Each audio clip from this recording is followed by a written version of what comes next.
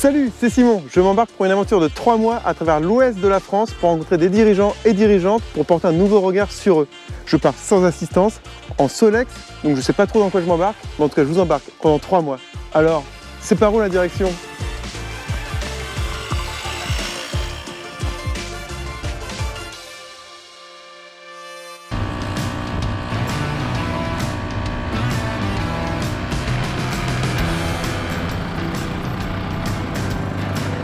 Et donc me voici dans les Côtes d'Armor et aujourd'hui je rencontre Clarisse qui est la dirigeante de Clarifarm et comme vous pouvez voir c'est très lumineux, il fait très beau et bah c'est la Bretagne en fait. Allez c'est parti. Bonjour. Bonjour Clarisse.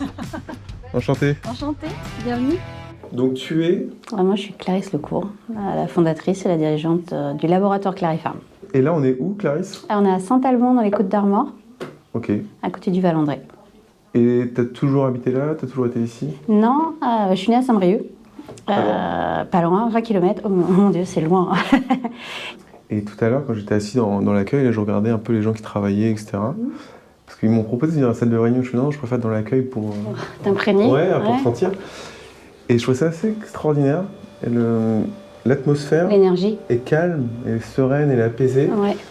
Et ouais, c'est... Alors on est dans un endroit qui est quand même...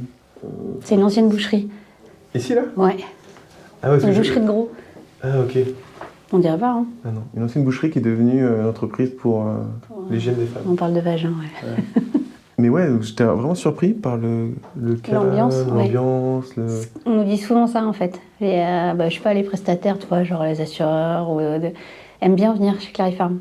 C'est l'univers, c'est l'ambiance, je sais pas, il y a une belle énergie. Et souvent dans les PME, l'univers ou l'ambiance, l'ADN, elle découle, ou du moins elle est un peu le miroir de celle du dirigeant ou de la dirigeante.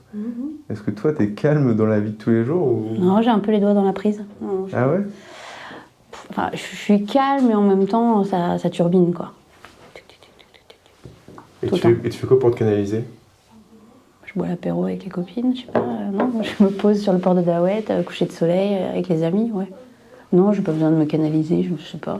Je pas réfléchi à ça. Non, je suis speed dans le business, mais pas speed dans la vie perso. Voilà. Tu me disais juste avant que là, en ce moment, ça dépote, ça envoie l'entreprise.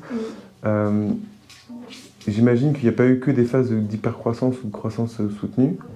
Comment tu gères les temps forts, les temps un peu plus faibles, les moments peut-être de remise en question, de doute ? Je pense que je suis bien entourée.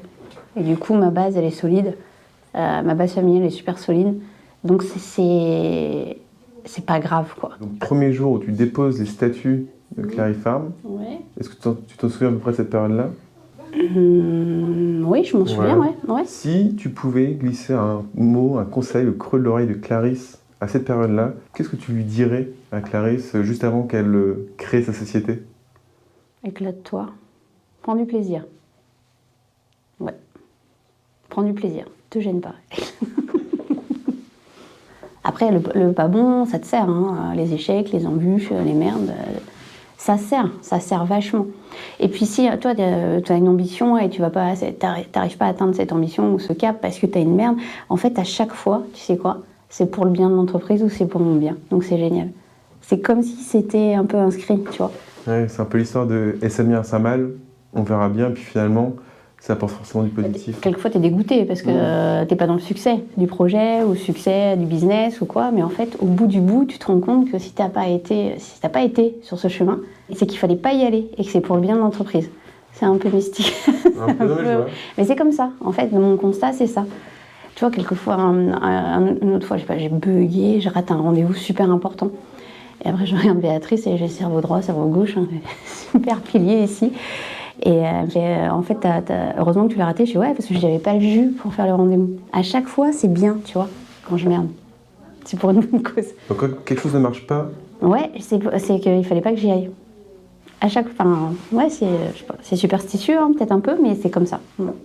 Donc en fait, j'écoute maintenant. Je trouve ça plutôt très positif et optimiste comme vision des choses. Non, mais parce qu'en fait, maintenant, j'écoute tout ça. Et le fait de bugger ou pas avoir du succès par rapport à un business, un projet, n'importe quoi, tu dis en fait c'est tant mieux qu'on n'ait pas eu ce marché, tant mieux qu'on n'a pas été vers cette collab ou ce truc parce que ça aurait pas été positif pour la boîte.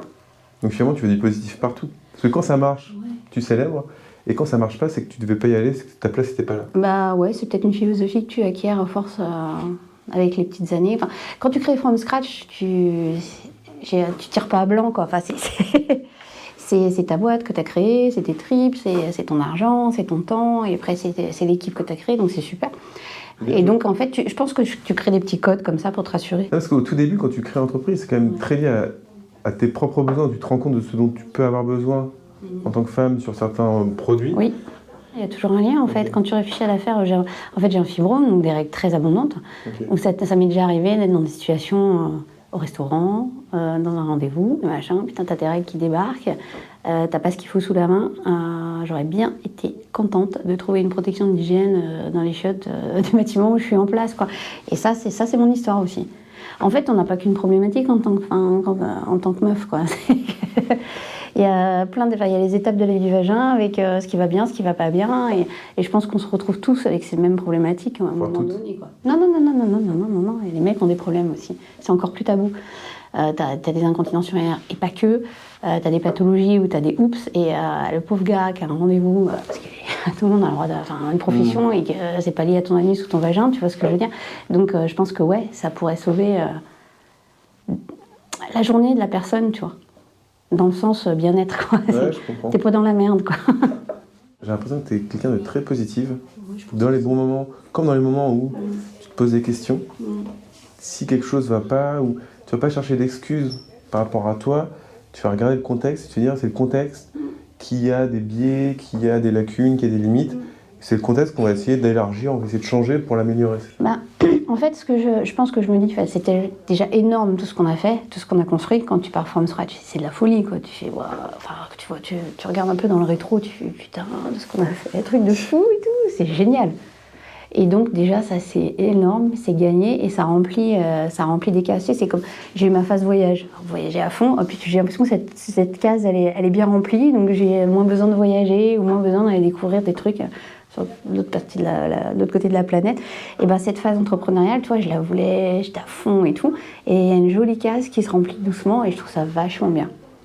Tu vois, et c'est pour ça que je pense que, tu vois, si demain je dois faire autre chose, ben, je vais remplir encore une jolie case. Donc se satisfaire de ce que tu as déjà fait, de là où tu es arrivé avec les équipes, ça Ouais. te donne la solidité, ça te donne le calme, la sérénité, et ce qui te permet de pouvoir te projeter sans peur, parce qu'en fait, tu es déjà sur un endroit qui est... Ouais, puis, ou alors je pense qu'il y a l'expérience aussi, hein. Tu prends tellement de douilles, parce que c'est la vie, c'est comme ça, qu'au bout d'un moment, les douilles, bah, tu fais, oh, ça va passer, on va se démerder, ça va avancer, quoi. En fait, c'est pas mortel tout ça, quoi. Comme tu dis, c'est pas grave. Non, c'est pas grave, non. J'avais une dernière question pour toi, Clarisse, parce que là je repars, je voulais savoir, c'est par où la direction? C'est au rond-point à gauche.